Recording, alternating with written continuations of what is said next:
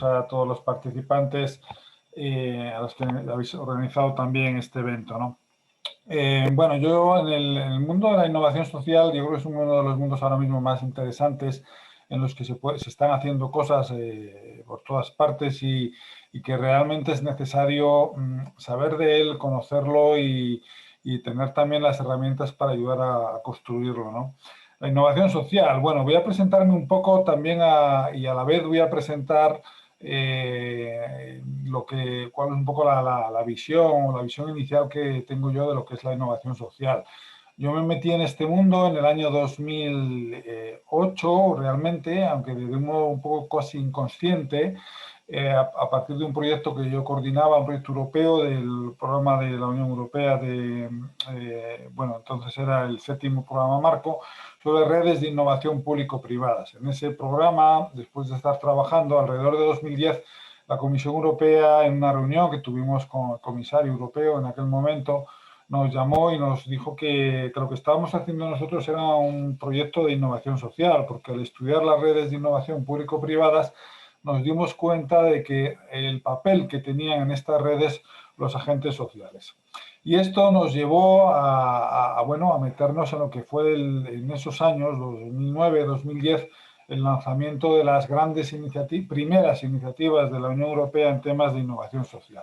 De hecho, salieron varios proyectos en aquellos años, después del nuestro, que trabajaron en eso. Uno de ellos fue un proyecto que me contrató la agencia la Academia de Ciencias de Finlandia y la Agencia de Innovación, TEKES, para dirigir como profesor distinguido durante 3 años un proyecto precisamente sobre innovación social desde Finlandia.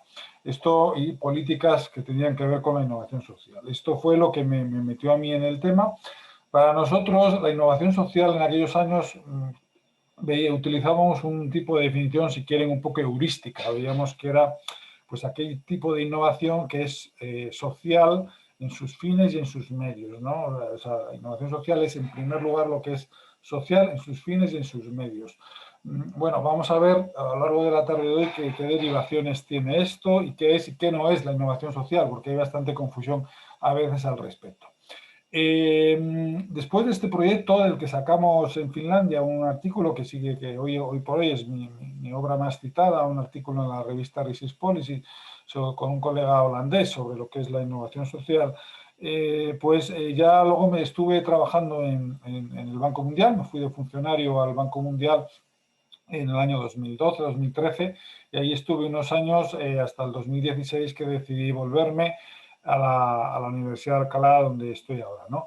En esos años yo trabajaba básicamente para el desarrollo del sector empresarial, pero ya introdujimos en algunos elementos lo que era la innovación social, también en nuestras acciones o operaciones de préstamos a los países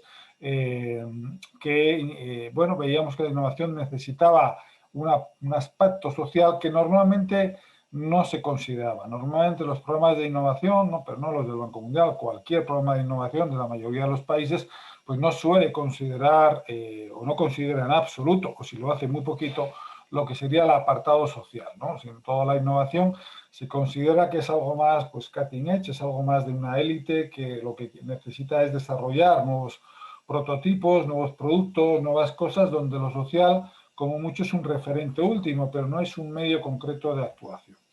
En esos años yo sí que trabajé por intentar ir cambiando esta mentalidad de la innovación y hacer que la innovación pudiera ser más social, sobre todo en los países de América Latina en los que trabajé. Trabajé mucho en Ecuador, donde viene Marianela y otros colegas aquí que están aquí presentes, pero también en otros países de América Latina y también también de otros lugares de Asia en particular, ¿no?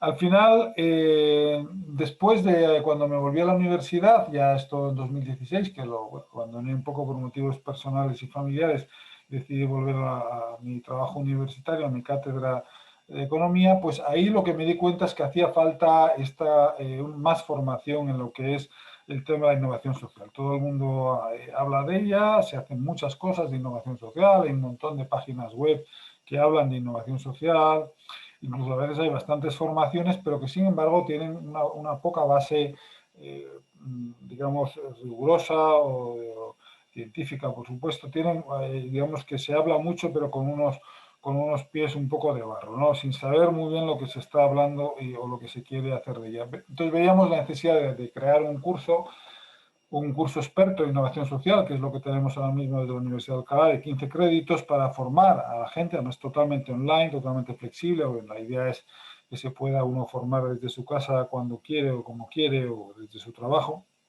y hacerlo también además un curso muy económico, más económico que lo que lo hacen las escuelas, algunas escuelas de negocio, ya que también la Universidad de Alcalá, como saben, es una universidad pública de gran tradición, llevamos 500 años desde la fundación y trabajando mucho con América Latina e intentando también hacer las cosas accesibles a América Latina, ¿no? Esos programas formativos. Por lo tanto, tiene un precio muy económico, está dentro de lo que es un máster de innovación, y lo que hemos querido es hacer accesible desde un entorno también un poco multidisciplinar, porque estamos gente de economía, de gestión, de humanidades, de ingeniería, también tenemos ingenieros que se encargan de explicar aspectos relacionados más con la inteligencia artificial y las nuevas herramientas, por ejemplo, de crowdsourcing para financiar proyectos de innovación social. Bueno, pues todo eso también lo explican ingenieros, en fin, ahí tenemos abogados, tenemos un grupo multidisciplinar. Y tenemos también en nuestro curso de innovación social, en particular, lo hacemos en colaboración con las plataformas en España que son las líderes en temas de innovación social. A efectos prácticos, la plataforma Tercer Sector, la Asociación Española de Fundaciones, que agrupa todas las fundaciones importantes de España. Tenemos la propia Agencia Española de Cooperación, la ECIC. Tenemos asociaciones empresariales para proyectos sociales como ASOCA o Forum ESI. Bueno, todo, digamos que los principales actores de la innovación social real, concreta, están también participando en nuestro curso de innovación social. Por eso, bueno, esto que os sirva como presentación, ya digo que es un mundo muy interesante, hay muchas cosas que están sucediendo. Y supongo que para no alargarme más en esta primera presentación, pues luego ya en el conversatorio, pues ya les iré dando más ideas o contenido sobre en realidad qué consiste, cómo se puede desarrollar proyectos de innovación social. De momento basta esto como presentación y cedo la palabra, no sé si va a hablar a Martía, me parece, ¿no? A la doctora Almeida desde Ecuador está conectada. Gracias, Luis. Muchísimas gracias. Buen día con todos, con todas. Sé que tenemos diferencia de horario, por eso pues espero un buen día, una buena tarde y ya prácticamente una buena noche en España. Agradezco muchísimo pues la invitación, para mí encantada de participar en este conversatorio. Agradecerle a Jimena, Marianela, Juan José y a todos los participantes pues en este conversatorio. Me permito presentarme, soy Marcia Almeida, soy profesora investigadora del área académica de gestión de la Universidad Andina Simón Bolívar y también soy la coordinadora académica de la maestría en gerencia de la calidad e innovación y de la especialización superior en gerencia integrada a la calidad que ofertamos pues con mucho éxito en mi país, en Ecuador. Bueno, en mi formación profesional, pues a pesar de ser doctora en bioquímica y farmacia, mi profesión básica, me ha encantado el área de la administración porque se complementa muchísimo. Tengo un máster en administración de empresas, también tuve la oportunidad de hacer un máster en España en gestión integral, con mención en medio ambiente, calidad y riesgos laborales, y mi PhD en economía y empresa. Dentro del ámbito de la calidad y este tema tan emocionante, porque si hablamos de calidad hablamos de innovación con la mejora continua. Soy miembro de la American Society for Quality, llevo también 20 años como consultora, asesora especializada en calidad integrada y bueno, con experiencia en el sector público, privado y también en ONGs. Bueno, básicamente pues es lo que les quería comentar de mí y tengo el placer, el grato honor de compartir esta mesa de análisis con Marianela Hernández, Juan José Martínez, a quien les invitaría también a presentarse y a comentarnos pues sus actividades y su relación con este importante tema de la innovación social. Por favor, Marianela, si puedes presentarte. Gracias. Muchísimas gracias. Para mí es un lujo y un honor estar rodeada de tantos profesionales, expertos. Nuevamente agradecemos a Delia y a Jimena que nos están ayudando a que todos los espectadores que están conectados, veo desde Ecuador, desde Perú, desde Guadalajara, España, Guadalajara en América también. O sea que Sami, nuestro compañero también de la Universidad de Alcalá de Henares, mil gracias por estar ahí. Estamos con muchas ganas de compartir todo nuestro conocimiento porque la innovación social es algo que precisamente se necesita ahora más que nunca. Yo soy mentora ejecutiva en personal branding, formadora, asesora senior de estrategia comercial. Soy investigadora y profesora de innovación social e innovación empresarial en la Universidad de Alcalá de Henares. Llevo trabajando durante 20 años en las principales compañías aéreas del mundo. He tenido la suerte y la fortuna de haber estudiado, trabajado, vivido en más de 5 países, lo que me ha permitido tener esa perspectiva de diferentes necesidades, diferentes experiencias y sobre todo grandes necesidades, tanto como en Sudamérica o el Asia, o precisamente España, donde también estamos aportando ese valor, ese conocimiento a través de la educación. Precisamente Luis ha comentado los cursos que tenemos de innovación social e innovación empresarial, además de nuestro máster en economía e innovación. Mi misión para mí es trabajar a acercar el contenido de personas expertas a las personas que más necesitan. Precisamente esto es una creatividad colaborativa que estamos coordinando para ofreceros todo tipo de preguntas y para que se vayan con ideas y píldoras de conocimiento acerca de lo que es la innovación social y la co-creación. Muchísimas gracias. Juan José, adelante. Muy bien, muchas gracias. Buenos días. Es realmente un gran gusto, un placer y un honor estar con todos ustedes hoy día, además poder compartir con un panel de grandes expertos en esta materia.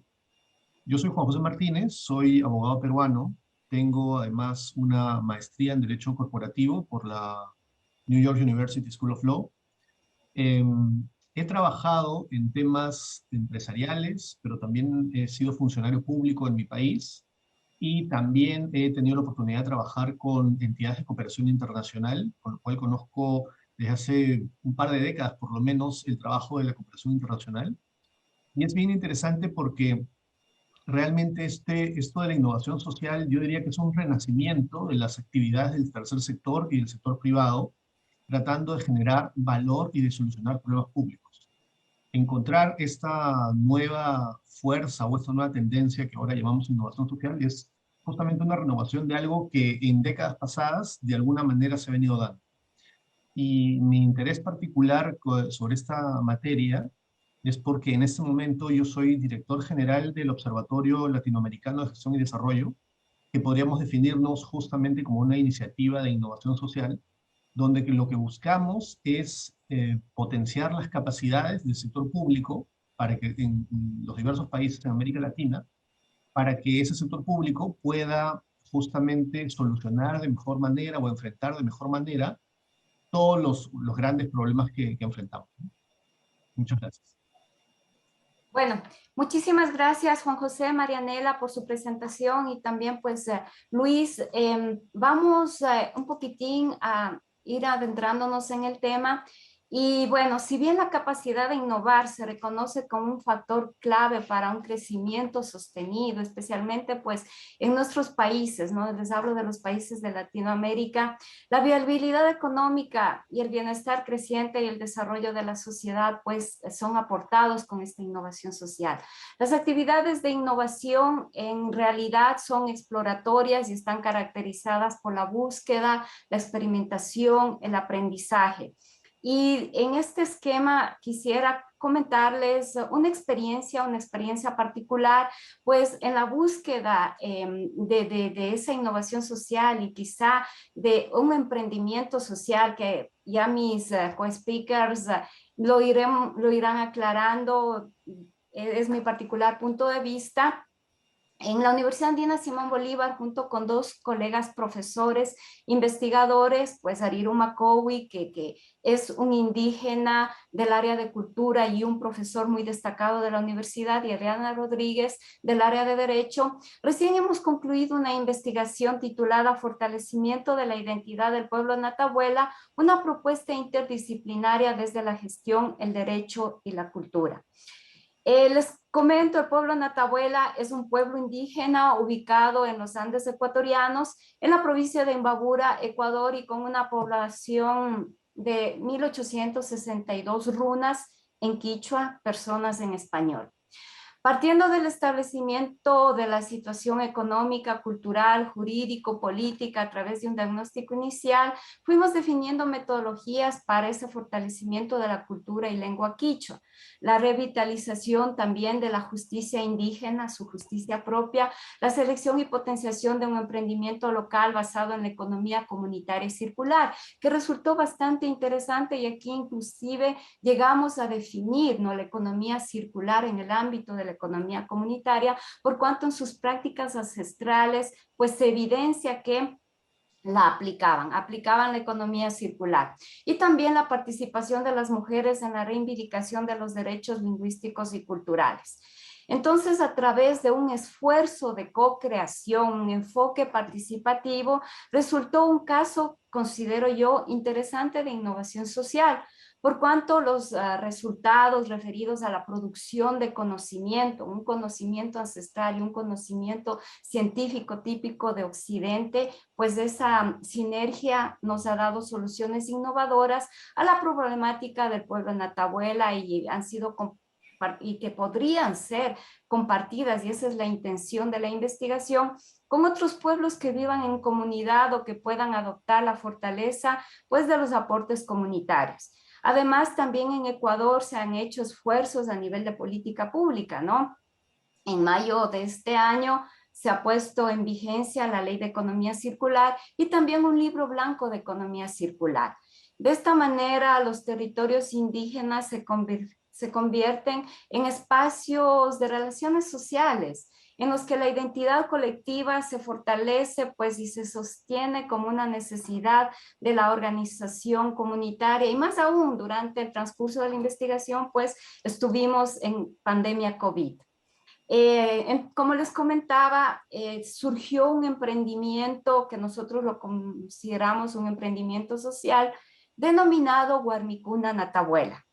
La organización comunitaria de estas mujeres pues resultó fundamental para el pueblo, y podríamos decir que esta iniciativa sentó un precedente de co-creación de valor, de un servicio novedoso ligado a su identidad, a la cultura andina, y que motivó la reactivación económica desde la práctica, la solidaridad y la ruralidad, ¿no?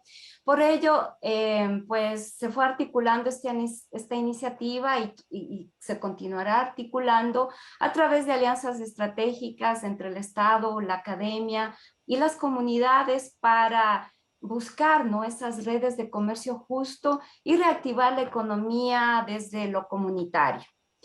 Podríamos decir entonces que el emprendimiento Guarmicuna Natabuela pues constituye un buen ejemplo de organización comunitaria, social y solidaria, que así se la registró aquí en el país, porque ese es el esquema que tenemos, el esquema legal, ¿no? Bajo un eje colectivo e identitario en el marco del ejercicio de los derechos étnicos, de propiedad y gestión colectiva de la tierra, el reconocimiento de sus saberes, su rescate y custodia. Se formaron los guardianes de la información con muchachos jóvenes del pueblo que se han ido empoderando pues de su propia cultura, ¿no? Y también enlazándoles a los objetivos de desarrollo sostenible y haciendo uso de una economía comunitaria y circular, real, sentida y vivida en su propia historia, como parte de su cosmovisión y su relación con la madre tierra, o el respeto que ellos tienen hacia la Pachamama, ¿no?, que es la madre tierra en quichua. También, como les comenté, para el propósito de esta investigación, planteamos a la economía circular como parte de la economía comunitaria, como un aporte empírico, ¿no? Que bueno, queda en consideración, podrá haber quien lo acepte, quien lo debata, pero de eso se trata, ¿no? En la creación del conocimiento empírico, pues la esencia se basa en el respeto a la madre tierra, como les dije, el bienestar social y la sostenibilidad económica. Con esta introducción les he comentado esta investigación en Ecuador y bueno, este importante tema lo podemos tratar y quizá dilucidar y ver, ok, fue una innovación social, tenemos un emprendimiento social, qué características tienen tanto la innovación social como esos emprendimientos sociales, el rol también de lo que es del Estado, ¿no? De las políticas públicas. Para ello, pues tengo el gusto, el honor, insisto, de estar con expertos para compartir sus experiencias y conocimientos. Y bueno, me permitiría aquí preguntarle a Luis. Luis, ¿qué diferencia existe entre una ONG, una fundación con la innovación social? Gracias, Luis. Gracias, Magia. Y muy interesante el ejemplo que has contado de Ecuador, país al que yo quiero mucho, que pasé mucho tiempo por allí cuando estaba en el Banco Mundial, era de hecho mi principal país de trabajo, bueno, Uruguay también, y también fui Perú, Colombia, pero Ecuador era como el más al que iba habitualmente y bueno, recuerdo y me gusta mucho la experiencia que ha contado. A ver, en realidad... Esto es importante la pregunta porque a veces se piensa que simplemente por el hecho de hacer un proyecto social, claro, ya se está haciendo innovación social. En este sentido, cualquier trabajo de una ONG, cualquier trabajo de una fundación podría ser ya considerada innovación social. Yo creo que aquí esto no es así. Aquí hay que distinguir una cosa, hay que pensar que un proyecto de una ONG, una fundación, normalmente tiene una finalidad social. Pues para eso son entidades sin fines de lucro y buscan el emprendimiento social y, por tanto, la cuestión social, la innovación social son dos palabras, pero social es el adjetivo, el sustantivo es la innovación. Entonces, claro, muchas ONGs o muchas fundaciones no hacen innovación, o sea, prestan un servicio, pero que puede ser un servicio asistencial o un servicio de desarrollo, de atención, de formación, pero que no tiene una componente innovadora. Por tanto, cuando no hay esa componente innovadora en lo que hace pues no hay innovación social. Por tanto, la innovación es el sujeto de la expresión, ¿no? De innovación social. Primer punto es esto. Segundo, a veces cuando se hace innovación tampoco se hace innovación social. Innovación social, ¿qué significa? Innovación social significa tener en cuenta las necesidades reales de las personas, lo que conlleva proyectos de formación integral. Me ha gustado el ejemplo ¿no? Como desde la cultura indígena, pues este concepto de la madre tierra se integra en esto que están ustedes desarrollando allá. Me parece muy interesante en el sentido que realmente para hacer una innovación social necesitas que los destinatarios últimos de ese proyecto estén implicados, o sea, sean protagonistas de esa actuación.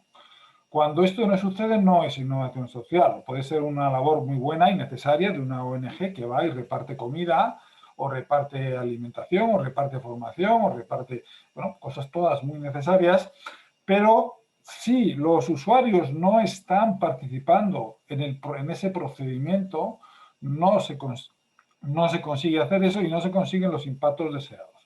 Quizás el ejemplo que os voy a contar algún ejemplo y con esto yo creo que puede quedar claro lo que es y lo que no es. Un ejemplo de lo que no es son los muchísimos proyectos de innovación que se han hecho, bueno, pues quizás es un desgraciado ejemplo, pero bueno, es que no puedo sacármelo de la cabeza, ¿no? Que es el caso de Afganistán. Yo estuve en uno de mis viajes cuando estaba en Corea, me puse la televisión, estaba viendo la CNN, y allí desde Asia, y no sabía si era la mañana o la noche, por el cambio horario tenía un lío morrocotudo en mi cabeza, y al final, bueno, pues escuché, yendo ahí, me encontré con una entrevista que se le hacía al responsable de la ayuda internacional de la CNN, que decía que se habían invertido desde el final de la guerra anterior, no obviamente de la actual, que ha conllevado a la situación que conocemos todos, pero bueno, se habían invertido pues cerca de 14.000 millones de dólares, una cifra muy importante para proyectos pues de nuevas carreteras, de nuevos hospitales, de nuevas cosas que en principio son, bueno, son innovaciones para el país, donde no había carreteras, donde no había hospitales, donde no había centros de comida, etcétera, etcétera, ¿no? Muchísimas ayudas, 14.000 millones, pues imagínense lo que es esto. Bueno, pues esta persona dijo que le preguntó que cómo valoraba la efectividad de esas ayudas. esta persona, el responsable, que era nuevo, que acababa de llegar a su puesto, en aquel momento, esto ya hace unos años, dijo que él valoraba que esos 14.000 millones no habían servido para nada, prácticamente para nada, para muy poco. ¿Por qué? Porque se habían hecho carreteras donde no hacían falta, se habían hecho escuelas donde no había niños, se habían hecho cosas, o sea, se habían hecho un montón de cosas nuevas, muchas innovaciones sí, pero no se habían hecho con la gente, o mejor dicho, se habían hecho con alguna gente, pero con alguna gente que tenían intereses creados, no con las necesidades reales de la gente. Al final, también el trabajo de una ONG se puede hacer en plan lo que se ha hecho en Afganistán, mucho dinero, ayudar, sí, ayudar, que en el momento ayuda, ojo, no es, o sea, en el momento se ayuda, pero no es lo mismo si se quiere una ayuda que cambie la sociedad, por debajo, que realmente contribuya al desarrollo integral. Se necesita que la gente sea protagonista de esos proyectos. Cuando la gente es protagonista del proyecto, entonces sí, se pueden hacer innovaciones sociales. Si no, se hace una ayuda que realmente soluciona problemas, por supuesto, pero no genera una cultura de cambio, de desarrollo, digamos, donde la gente está capacitada y empoderada para hacer cambios. Y esto es fundamental, y este fue el problema de Afganistán, pero es el problema de gran parte de la ayuda internacional, tanto de los gobiernos como de las ONGs, que a veces se centran demasiado, a veces hacemos, yo no estaba allí, tendemos a hacer demasiado las cosas hacemos las cosas muchas veces, o tendemos a hacer las cosas para la gente, pero sin la gente. Y este es el problema. Ese es uno de los problemas, hay muchos más, pero este es un problema muy importante. Y para eso responde la innovación social, es como la posibilidad de cambiar esa dinámica. Y les podría poner algún otro ejemplo, pero quizá con este, bueno, les cuento también otro ejemplo también, en este caso me voy a un país avanzado, rico, como el Reino Unido. Me acuerdo que en ese proyecto que les contaba, que estábamos viendo redes público-privadas, observamos que se formó una red público-privada para la innovación en el sector de la sanidad. Los enfermos de diabetes, bueno, pues tienen problemas para tratarse bien la enfermedad, para seguirla, para diagnosticarse. Entonces intentaron desarrollar un brazalete entre el sector público con unas empresas privadas, un brazalete que permitiera pues que los propios pacientes monitorearan su situación, vieran cómo están sus niveles de azúcar en la sangre, etc. Hicieron un proyecto, lo desarrollaron, bueno, el proyecto fue mal, fue un fracaso. ¿Cuándo el proyecto empezó a un éxito? Cuando se dieron cuenta los responsables políticos que había que implicar a los agentes sociales dentro. Se llamó a la Asociación de Enfermos de Diabetes 2 y la asociación participó en ese proyecto, no solamente participó, sino que tuvo el papel central, es decir, que el sector público, la empresa privada se retiraron, dijeron, nosotros en un segundo plano, ustedes, señores representantes de los pacientes, ustedes van a ser los presidentes de este proyecto. Los presidentes, ¿vale? No es que van a dar su opinión, no. Ustedes no van a dar su opinión, ustedes van a dirigir el proyecto. Ojo, van a dirigir el proyecto, no dar la opinión, a dirigirlo. Y eso es lo que originó que al final hicieron un brazalete que fue perfecto para todo, para los pacientes, para el sector público, que hizo una actuación muy buena, y para el sector privado, que las empresas que participaron en eso, pues también ganaron dinero. Al final, eso benefició a todo el mundo. Pero al final, ¿el cambio cuál fue? Pues que en lugar de tener usuarios que son los que dan la opinión, los que al final dicen qué les parece, son usuarios que participan desde el principio en los procesos de innovación. Y esta es la cuestión, y este otro ejemplo en positivo, si el de Afganistán era un ejemplo negativo, pues este otro que les doy es un ejemplo más en positivo de lo que se trata al hablar de innovación social. Muchísimas gracias, Luis. Y bueno, para continuar en efecto, ¿no? Tener en cuenta las necesidades reales de las personas, y así fue. Se trabajó con la comunidad, ellos mismos generaron su diagnóstico situacional, aportaron en el ejemplo que les comenté de este pueblo Natabuela, ¿no? Y es ahí que se fueron formando las personas, los líderes, con un liderazgo muy fuerte, y por eso es importantísimo también ir abordando el siguiente tema, ¿no? Que sería, pues, a Marianela, le preguntaríamos, ¿qué es el personal branding o la marca personal? Que ayuda muchísimo a estos emprendedores sociales y por qué es importante para la creación de un impacto positivo. Adelante, Marianela. Gracias. Muchísimas gracias por todos los ejemplos espectaculares que están compartiendo precisamente de innovación social, tanto en Ecuador, en Afganistán. Evidentemente son situaciones a nivel global que tenemos que abordar de una u otra forma. Siempre hay aspectos positivos y negativos, pero yo creo que las instancias como estas precisamente es para cambiar ese mindset o esa mentalidad para precisamente colaborar y co-crear. La innovación precisamente empieza por ahí, que es el colaborar. O sea que nuevamente gracias a las personas que nos están escuchando y gracias a la doctora Marcia y a Luis Rubalcaba, el personal branding es aquello que dicen cuando no estás delante. Esto nos dice la frase Jeff Bezos. ¿Por qué es importante el personal branding? Tanto para los emprendedores sociales, científicos, profesionales, todo lo que es nuestra labor hay que saber comunicarla. Por eso el personal branding cada día más está teniendo una fuerza importante, no solamente porque queremos atribuir un reconocimiento desde el ego o a lo mejor el egoísmo de conocimiento, todo lo contrario. Yo concibo la marca personal o el personal branding desde un motor que nos ayuda a empoderarnos a nosotros como personas, además de empoderar a otros.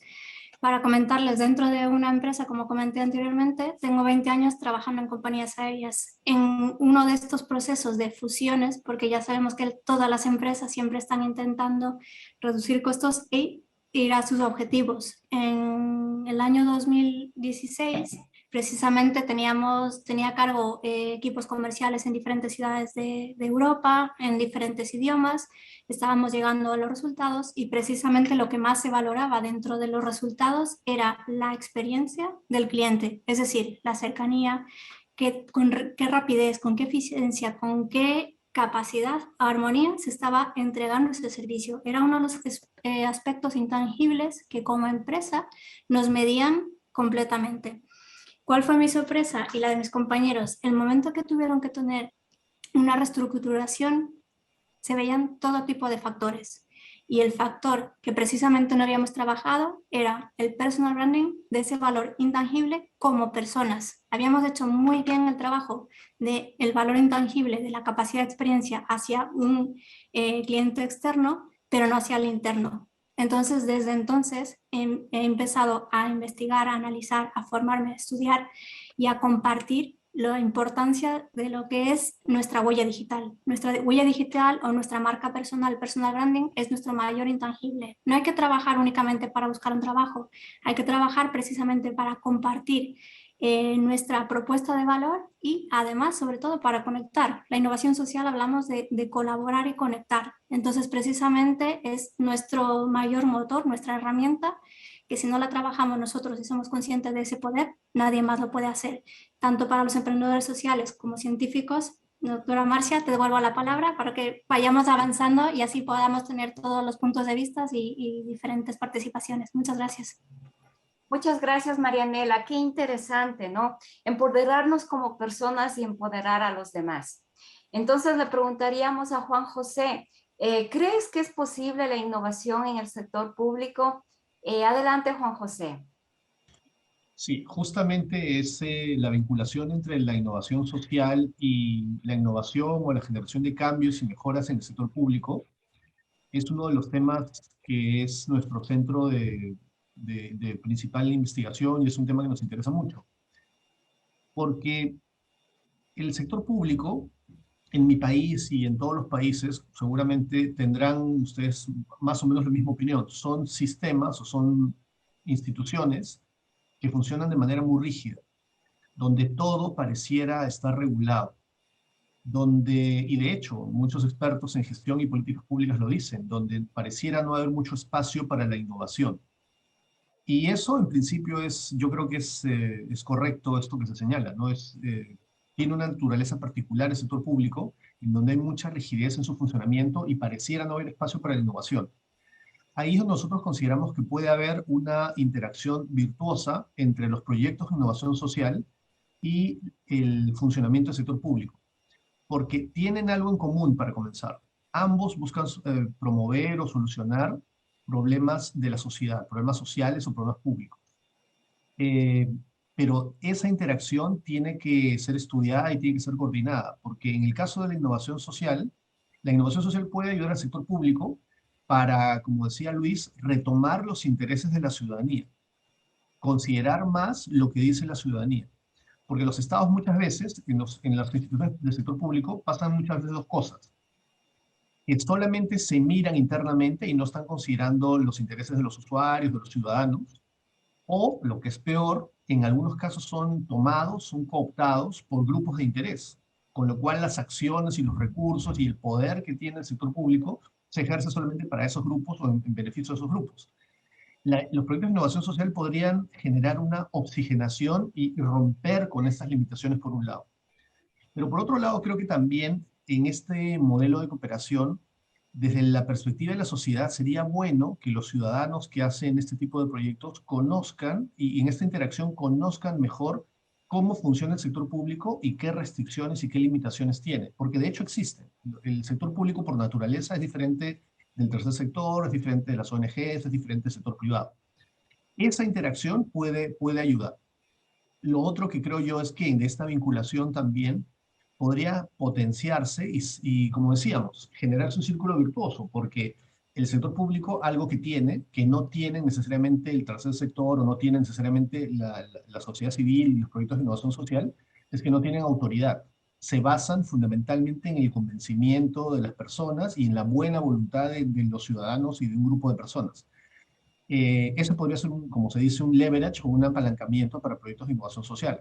La autoridad y además lo otro importante es que yo creo que es un tema por estudiar, es la estabilidad y la posible fragilidad de estos proyectos de innovación social en cuanto a su financiamiento. El sector público tiene mayor estabilidad y tiene mayor financiamiento en esa línea. Y yo creo que para el sector público también le puede servir estos proyectos los proyectos de innovación social porque puede ir viendo soluciones alternativas que van funcionando. Porque además, por esta cultura y estas restricciones institucionales que hay en el sector público, no hay mucha propensión de sus funcionarios a querer innovar. Entonces, esta interacción podría ayudarnos a ver cómo se innova, qué cambios están habiendo, si tienen resultados positivos, y empezar a generar copia o empezar a incorporar ese tipo de metodologías en su funcionamiento y en la solución de problemas que tienen. Muchas gracias, Juan José. Así es, esa interacción, ese círculo virtuoso, pues es fundamental entre los diferentes stakeholders, entre las diferentes partes interesadas, abarcándolas a todas. Entonces volveríamos con Luis. Luis, ¿la innovación social es que la gente participe en ella, en la innovación? Bueno, realmente es un sí, sí y no. Es decir, sí que lógicamente se requiere una participación, pero también, como decía Juan José, ojo con la participación de los intereses creados. A veces hay muchos intereses creados que digamos que ocupan el espacio de la respuesta pública y entonces eso tergiversa el objetivo de la, digamos, de lo que sería la participación. O sea, no cualquier participación per se es generadora de innovación social. Sí que puede haber, es decir, lógicamente, en principio, suponemos que una acción de cambio, de innovación que incluya elementos participativos va a ser mejor que una que no lo incluye. Pero no necesariamente cualquiera o cualquier tipo de participación va a ser buena. Les puedo poner un ejemplo también. Ahora mucho se está promoviendo los presupuestos participativos, ¿no? Muchos ayuntamientos, al menos en España, y me consta que también algunos en América Latina, dedican una partida de su presupuesto a que lo decida la gente. Esto es la idea es buena, que haya una forma de democratizar el presupuesto, pero el problema es que muchas veces muchas de esas partidas son cooptadas por algunos grupos de interés que participan, digamos, muy activamente en las páginas web donde donde se da esa posibilidad de participación, de modo que al final no siempre es fácil, no siempre el resultado es satisfactorio. Hay veces que sí, pero muchas veces no. Con lo cual el balance es ahí un poco, o sea, es un balance mixto, ¿no? Hay veces que funciona, hay veces que no. Por lo tanto, la participación en sí misma no es suficiente. Tiene que ser una participación más del tipo, como comentaba antes, una participación más de protagonista, ¿no? Por ejemplo, También les puedo dar otro ejemplo también positivo, trabajando una vez para una ONG de la que yo fui cofundador hace ya muchos años, en Perú, en la zona a las afueras de Lima, en Huachipa, que es una zona muy pobre que conocerán ahí a las afueras de Lima. Bueno, ahí un proyecto de desarrollo muy importante. Empezó a cuajar en cuanto la gente participaba del proyecto de desarrollo, pero ya digo que no es que simplemente daban opinión o decían que les parecía, sino que ellos mismos les dábamos herramientas para que fueran los principales actores, los protagonistas principales, o sea, los directores, por así decirlo, de su propio desarrollo, ¿no? Porque es verdad que la tentación de hacer todo de arriba abajo, pues es muy alta, ¿no? Sin embargo, la participación tiene que tener para que sea social realmente tiene que tener algún tipo de componente de abajo arriba, no solo de arriba abajo, sino de abajo arriba, que la gente realmente participe en la toma de decisiones. Ya digo, con esto cuidado, que nos decía también Juan José, de que no haya intereses creados que realmente cooptan el sistema y lo pervierten. Pero es la única manera. Al final es arriesgar a que la gente que participa se les empodera y se les da la capacidad de tomar decisiones con la que pueden hacerse protagonistas de su propio desarrollo. Y esa es la clave. Así es, protagonistas de su propio cambio, de su propio desarrollo. Y continuamos con Marianela respecto a la marca personal. Según nos explicaste, es un valor intangible. ¿Cuál es la mejor forma de innovar en temas de estrategia de marca personal y ahora, ¿no?, en los entornos digitales que nosotros nos desenvolvemos? Muchas gracias, Marcia, por la pregunta. Y viendo bastante un poco el contexto que estamos hablando, la innovación social precisamente es esa participación de la ciudadanía, tanto con las iniciativas que se están creando. Entonces, dentro de lo que es la transformación digital y toda la parte académica que nosotros damos, por ejemplo, desde la Universidad de Alcalá, es importante empezar el personal branding por uno mismo, siendo un ejemplo de transformación digital, interactuando en un entorno digital.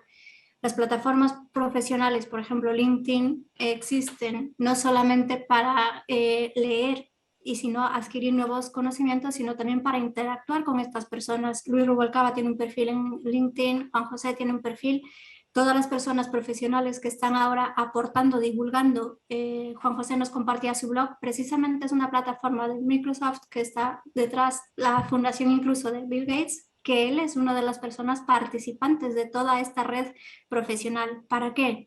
Para poder leer y adquirir esa interacción para crear ideas. O sea, dentro de las habilidades que está en el Foro Económico Mundial está la influencia y el liderazgo. El personal branding es una herramienta que cada uno puede ir trabajando, aprendiendo y manteniendo para aportar valor. Dentro de la innovación social, precisamente el aportar ese tipo de reflexiones que estamos hablando ahora, se puedan hacer unas claves, un resumen y aportar a las personas que no han podido participar. Ese tipo de mentalidad de colaboración a través de nuestra marca personal, nuestra personal branding, es una forma de innovación para crear nuevas ideas, para crear espacios de co-creación. Por ejemplo, gracias a Jimena que está por aquí también, hemos conectado precisamente gracias a esta red profesional. Una red profesional, no solamente estamos leyendo todo lo que están publicando todos los investigadores, profesores, hay un reconocimiento a nivel global de las personas que más aportan valor. Tenemos en España, por ejemplo, un listado de 20 personas a las que sugieren que podamos seguir. Unos hablan de personal branding, otros hablan de noticias, otros hablan de la inteligencia artificial, otros hablan de Deloitte, como está haciendo la consultoría en diferentes trayectos, tanto en la transformación digital, el liderazgo. Es decir, usemos las plataformas digitales precisamente para poder aportar nuestro valor desde el liderazgo, desde la marca personal, pero también para crear esas sinergias, innovando y creando la creatividad colaborativa. Muchas gracias, Marcia. Muchas gracias, Marianela.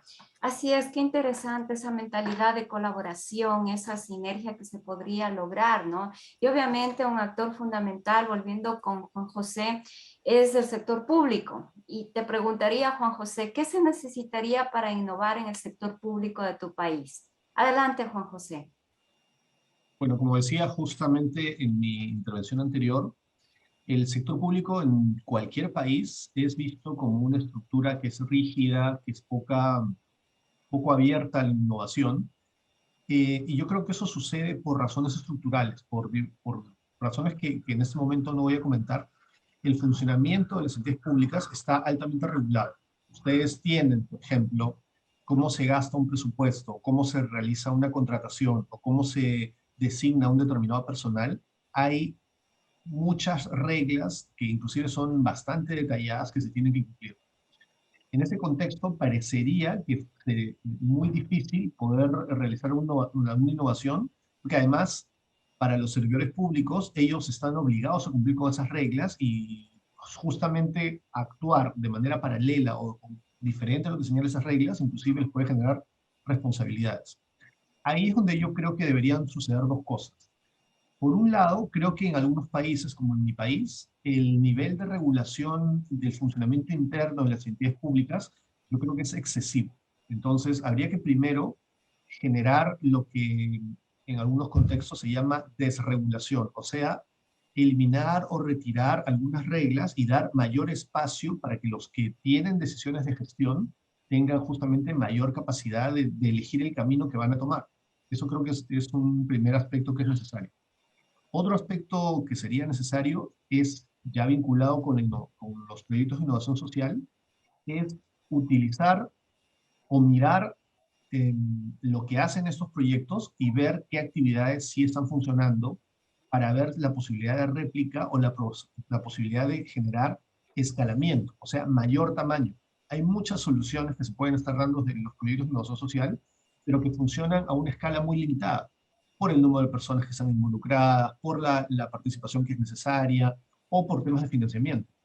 Yo creo que los proyectos de innovación social desde el lado del sector público, y así creo que podrían promoverse también desde el lado de los innovadores sociales, es como un espacio de entrenamiento o un espacio o un laboratorio que le puede servir y le puede ser útil al sector público. Y como decía, también esta interacción lo que puede generar como una sinergia de manera tal que los innovadores conozcan mejor cómo funciona el sector público. Porque también en muchos casos se pueden plantear soluciones o se pueden plantear demandas o se pueden plantear requerimientos al sector público, y el sector público en muchos casos pareciera ser no receptivo a esas demandas, pero no por un tema de voluntad o incluso un tema de recursos, sino por un tema de las regulaciones que tiene este propio sector público. Entonces, creo que le generaría también valor, para la redundancia, a los innovadores sociales conocer esas reglas para ver qué reglas son obstáculos, cómo podemos utilizar esas reglas o cómo esas reglas podrían ser en todo caso modificadas. Muchas gracias, Juan José. Muchas gracias, Juan José, muy interesante tu reflexión, en efecto, esa capacidad de gestión de nuestras autoridades con libertad y el hecho de que los emprendedores sociales igual pues se conozca, es importantísimo, ¿no? Ese diálogo, ese conocimiento mutuo para pues lograr cosas interesantes de todas las partes interesadas respecto a la innovación social. Muchas gracias, Juan José. Continuando con Luis. Luis, tenemos una pregunta del público. Te voy a pasar la pregunta. Juan Guerra pregunta, en muchas regiones de Latinoamérica las brechas educacionales están muy marcadas, sobre todo en las zonas rurales y de escasos recursos. En estos tiempos de pandemia, esto se ha vuelto abismal y preocupante. Desde el punto de vista de la innovación social, ¿cómo puede abordar el tema de la educación en estas regiones? ¿Cuáles serían los principales enfoques o pilares por los cuales se podría empezar? Muchos gobiernos se muestran también de brazos cruzados o indiferentes. Por favor, Luis. Bueno, es una pregunta, la he visto también antes ahí en el chat, es una pregunta muy interesante y muy compleja. No es fácil una respuesta a semejante pregunta que agradezco. Pero es verdad que, bueno, por un intento de responder un poco. Yo creo que en primer lugar la educación es fundamental para cualquier cosa. Es decir, la educación es la base de todo crecimiento personal, social y económico. Los países evolucionan a partir de una educación que es el centro de todo. Entonces me parece muy oportuna la pregunta que sitúa la educación en el centro y cómo efectivamente la pandemia ha generado mayores dificultades. de mayores brechas, ¿no?, de las que ya existen en muchos casos. Yo creo que una forma de que los responsables de la política de los países contribuyan a que esto no sea así es precisamente lo que estamos viendo, lo que hemos visto también en muchos casos, también durante la pandemia, y es la propia enseñanza virtual, la propia enseñanza digital. Creo que tiene algunos inconvenientes, porque lo presencial siempre supone un plus y una interacción que a todos nos gusta, pero cosas como la que estamos haciendo hoy, este webinar, donde nos entramos en contacto y compartimos gente de diversas partes del mundo, esto todavía está llevada a una escala relativamente menor en lo que serían los grados básicos de instrucción, ¿no? La instrucción sigue siendo demasiado tradicional en la enseñanza presencial, en las clases, en el dictar, ¿no?, como se dice también en algunos países, dictar clases para que los alumnos aprendan unos contenidos. Yo creo que es necesaria una innovación en el propio sistema educativo y en las propias políticas educativas que la hagan de modo diferente y que permitan que hagan más accesible a todo el mundo nuevas formas de educar, ¿no? Esto hoy con las tecnologías pues es mucho más fácil. Hay muchos países donde hay más teléfonos móviles por habitante, por ejemplo, en los casos más extremos, los países más pobres del mundo. En África hay datos muy curiosos de cómo hay muchos más teléfonos móviles por habitante que baños. O sea, el agua potable o el baño es un elemento mucho más de lujo hoy en día que un teléfono móvil. Esto significa bueno, que por un lado hay que seguir haciendo lo tradicional, porque sigue siendo importante el agua y los sistemas de alcantarillado, etcétera, pero al mismo tiempo significa que tenemos un potencial a través de las tecnologías, del uso del teléfono móvil para la educación en particular, que puede ser que es un filón, que está todavía poco explotado, ¿no? Y yo creo que eso requiere mejorarse mucho más. Y luego también requiere establecer sistemas de educación innovadores donde se puedan seguir diversos senderos, diversos parámetros. Igual que en la educación, por ejemplo, es famoso, ¿no?, en Estados Unidos, ¿no?, que los que hacen la universidad, pero que se dedican a jugar al baloncesto, a otros, pues tienen un camino educativo diferente al que se quiere dedicar a la música o al que se quiere dedicar pues a la ingeniería o a la física.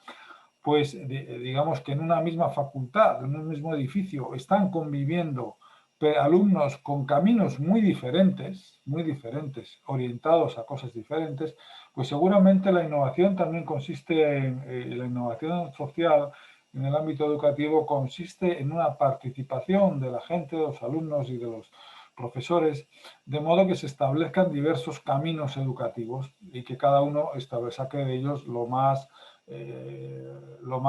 mejor de todos, ¿no? Creo que esto es un reto para muchos países, lo es para mi propio país, en España. A mí tampoco me gustan, por ejemplo, las políticas educativas de mi propio país, creo que han sido en algunos casos buenas, pero en otros casos han sido bastante malas, porque precisamente no centran el problema de que podamos dar diversas alternativas a la gente. Yo creo que en sus países es todavía más acuciante la necesidad de que esas comunidades rurales a las que se referían antes, por ejemplo, tengan modos diferenciados de que refuercen las potencialidades educativas en esos segmentos de la población. Y de una manera integrada, no excluida de los formales tradicionales. Y creo que esto requiere, bueno, pues requiere requiere un tipo de participación que es más lo que llamo yo una co-creación. Es decir, co-crear no es participar, co-crear es generar un valor realmente, porque uno puede participar pues para dar una opinión, para estar ahí y tal, pero al final muchos proyectos de innovación social no funcionan porque se quedan al nivel de la participación. Si queremos mejorar las cosas, no basta quedarse en la participación. Hay que ir a la co-creación. Y ojo que esto plantea retos, porque si tú quieres co-crear con alguien, ahí ya no vale cualquiera. Ahí necesitas que las personas que co-creen tienen que tener la capacidad, la habilidad y la motivación, y por tanto el empoderamiento final, para poder hacer esa co-creación. Y esto supone unos retos importantes. O sea que, digamos, lo hace más exclusivo, pero al mismo tiempo más efectivo. Es como lo que les decía antes, el ejemplo de la diabetes.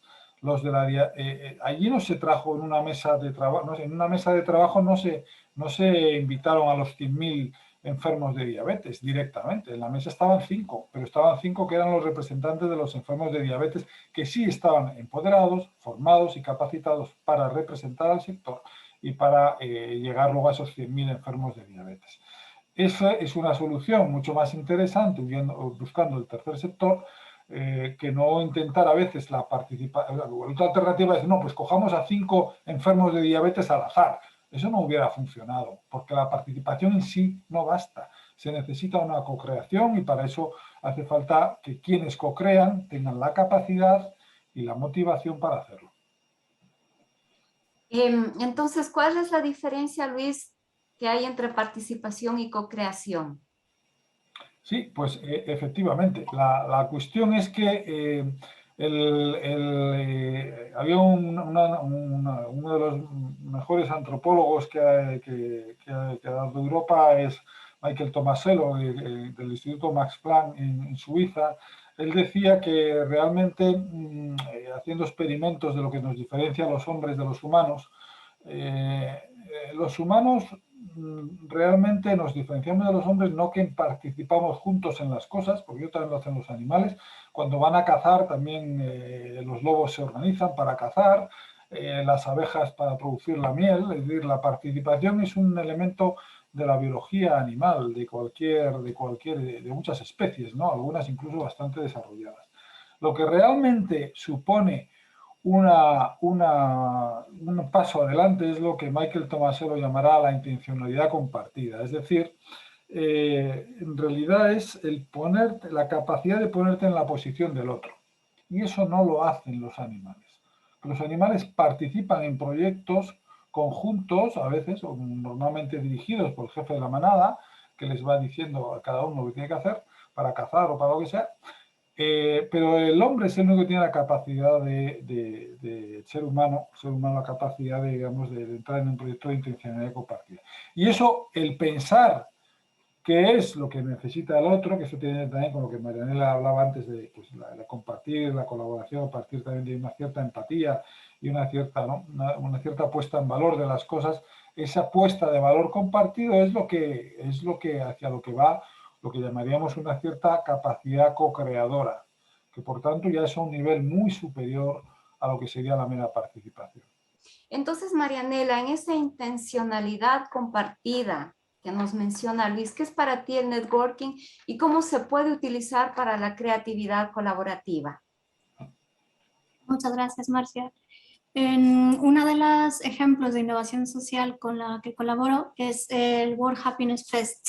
Es un foro que tenemos como objetivo conseguir el bienestar de 10 millones de personas en el 2000, dentro de la Agenda 2030. ¿Cómo lo hacemos? Lo hacemos con la co-creación, con el networking, con la participación de personas. Entonces, el networking es una habilidad, una competencia que se puede adquirir.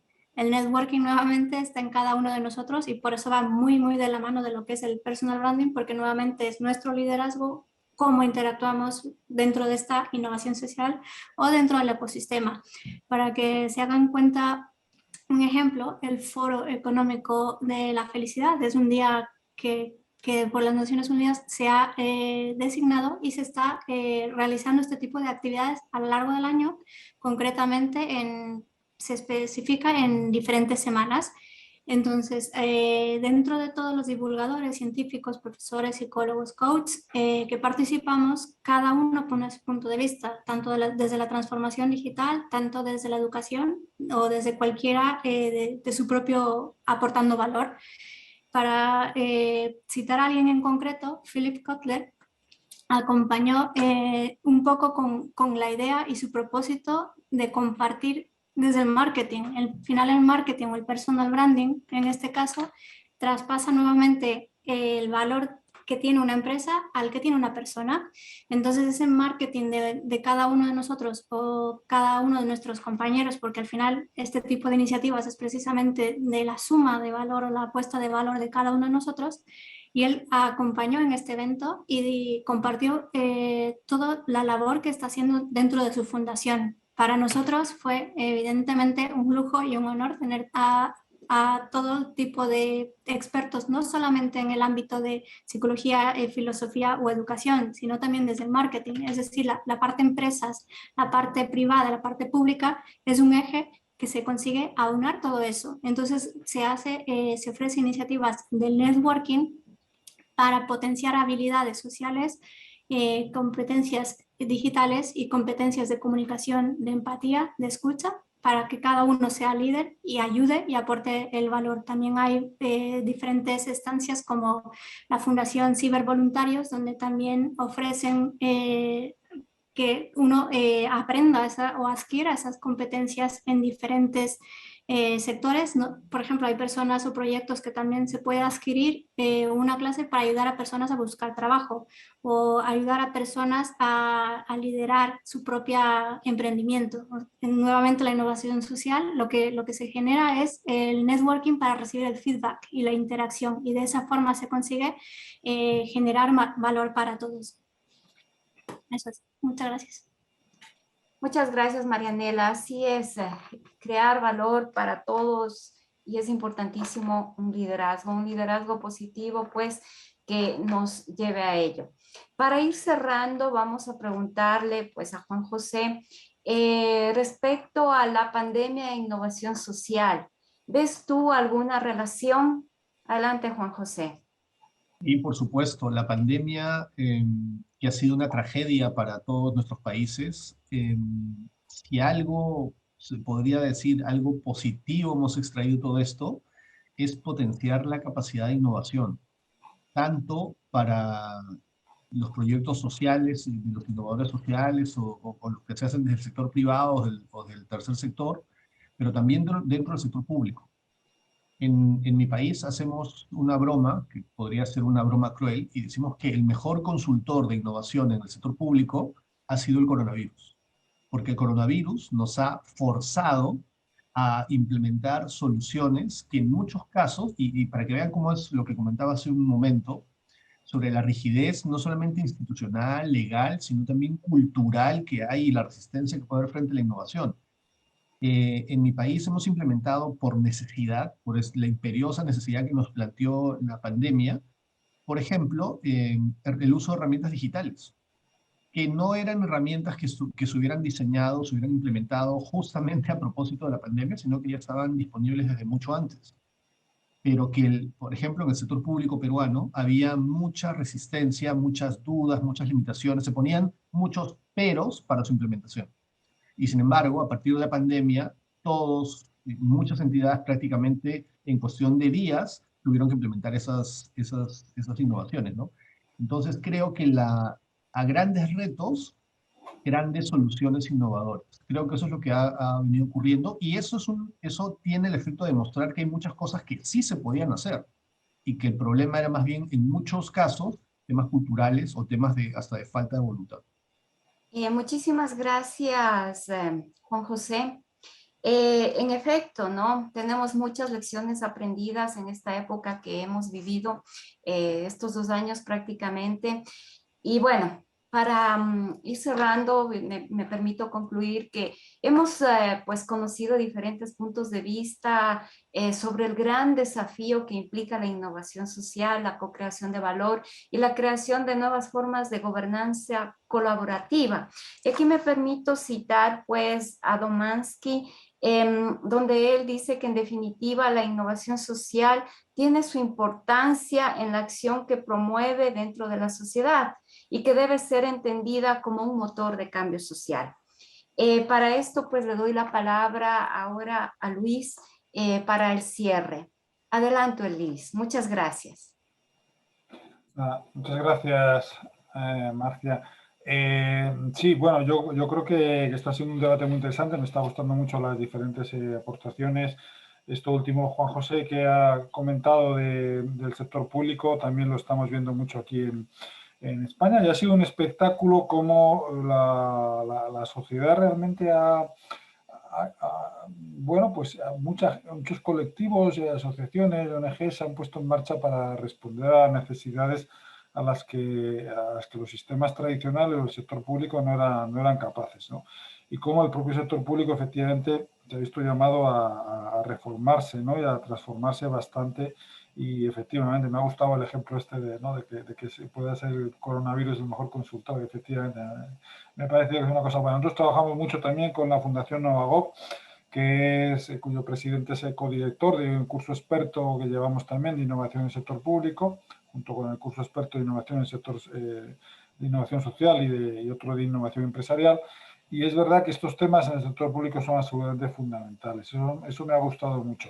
La innovación social no es fácil de llevarla a cabo, no es fácil de crearla, de implementarla y de que genere realmente un valor añadido. Creo que efectivamente la pandemia es una ocasión para repensar estas cosas. Creo también, como he visto en algunos comentarios del chat, que el tema de los valores, la honestidad, por eso yo también cuando mencionaba antes de capacidades hablaba también de motivación. La motivación y que incluye también unos fines de valor que incluyen lógicamente la honestidad. Cuando hay corrupción o hay tal, pues se desvirtúan los programas, como a veces pasa, ¿no? Y esto, bueno, requiere que eso es un problema más a la hora de generar un proyecto de innovación social. Lo hablábamos también al principio, el tema de los intereses creados que hacen que un proyecto se desvirtúe, ¿no? Por tanto, ¿qué puede hacer un responsable de política, por ejemplo, para promover la innovación? Bueno, yo creo que al final la innovación social. Creo que hay varias cosas que se pueden hacer para responder a estos problemas, ¿no? De los que estamos hablando, ¿no? Otro de los cuales también mencionaba Juan José, la escalabilidad, ¿no? Que algo pequeñito que funciona, pues que sea grande, que lo hagamos más grande, que todo el mundo pueda realmente beneficiarse de algo que a pequeña escala ya está funcionando. Yo creo que al final la innovación social tiene que incluirse a varios niveles de la política. En primer lugar, el primer nivel sería la propia política de innovación, que debe dejar de ser una política orientada solamente a los productos más tecnológicos, sino que es una política orientada a todo tipo de cambio social, ¿no? La innovación no tecnológica, innovación de servicios, innovación organizativa, innovación en la forma de hacer las cosas. Esta parte debería estar incluida en las políticas de innovación, que no lo está, ojo, que no lo está prácticamente en ningún sitio. Y eso es un reto. Otro reto es que la propia política social, al revés. Así como que la innovación debe incluir lo que sería social, también lo que es la política social debe incluir lo que es innovación. Que en lugar de dar una asistencia, un asistencialismo o un producto más de ayuda asistencial, lo que se intente es que sea una ayuda asistencial innovadora, donde la gente se haga protagonista y desarrolle soluciones nuevas e innovadoras a través de la participación fundamental del tercer sector. Y esto tampoco existe por lo general. Los proyectos sociales no suelen incluir demasiado esta vertiente. Y digo política social, podría decir también política de desarrollo, ¿no? Políticas de desarrollo también que hacen las ONGs, por ejemplo, en muchos de sus países. Creo que esto es muy importante. Y por último, yo creo que la política educativa también, como comentábamos antes, me parece absolutamente fundamental reforzar la formación de la gente en estas cosas, sobre todo los cuadros dirigentes y de los responsables de las fundaciones, de las ONGs, de la enseñanza, digamos, los cuadros que están llamados a liderar estos procesos, pues que tengan esa formación para liderar. Esto me parece que es fundamental, ¿no? Yo cuando estaba en el Banco Mundial, cualquier proyecto, préstamo de 50 millones de euros para un país, pues casi siempre 1 o 2 millones, el primer año se dedicaba solamente a formar. O sea, es decir, la formación es el comienzo de todo. Si no hay una formación específica, pues es muy difícil que luego surjan las cosas como tienen que surgir, ¿no? Y más cuando hablas de proyectos de innovación social que son multiagentes, que participa mucha gente y de muchas procedencias muy diversas. Por tanto, esto me parece a mí que son los retos fundamentales y yo creo que bueno, a esos retos también desde las universidades pues intentamos contribuir. Nosotros desde Alcalá con nuestros cursos expertos, este en particular de Economía y Gestión, se llama Economía, Gestión y Tecnología de la Innovación Social, o el máster o cualquier otra cosa, y bueno, pues estamos a disposición de aquellos interesados en adquirir este tipo de formación online. Lo hacemos totalmente online y precisamente para llegar a más gente, para que sea algo a lo que todo el mundo pueda llegar, incluso aunque uno tenga un trabajo muy empeñativo, pues pueda dedicar algún rato a su ritmo a sacar esta formación.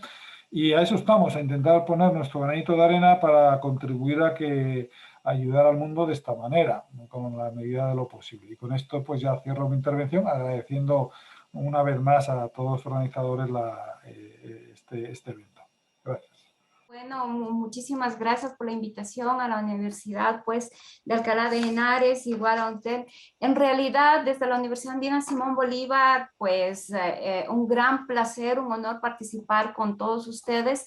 Y en realidad también tenemos esa apertura, ¿no? Podemos, como lo ha dicho ya Luis, Juan José y Marianela, pues ya tenemos esta red de contactos y también nosotros tenemos una serie de eventos y podemos hacer muchísimas cosas juntos, ¿no? Sobre este interesante tema y otros más. Y bueno, decirles que en cuanto tenga lista se publicitará en nuestra página web de la Universidad Andina Simón Bolívar la investigación para que tengan mayores detalles y un conocimiento pues de cómo se llevó a cabo esta investigación en una comunidad, en un pueblo andino como es el de los Natabuelas y de los Natabuelas para el mundo, ¿no? Con la Universidad Andina pues seguimos en contacto con ustedes. Muchas gracias.